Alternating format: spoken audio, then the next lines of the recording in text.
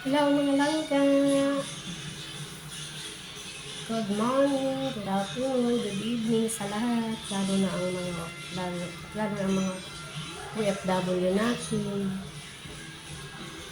Dito sa amin maulan, may low pressure, tsaka shear line. Kaya nakakatamad lumabas.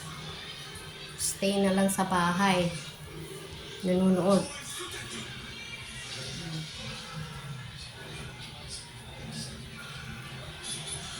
Na lang tayo. Wala maulan sa labas. Hindi makagala. Stay at home na lang muna hanggang hindi pa maano ang araw. Kasabay kasi yung LP at saka share line kaya hindi. Halos ilang araw na yung ganito. Sana nga lang hindi magkaka-landslide sa ibang lugar. Alam mo naman dito sa sa mga bulubundukin, pag grabe ang ulan, lumalambot ang lupa, magkakaroon ng landslide. Sana wag naman.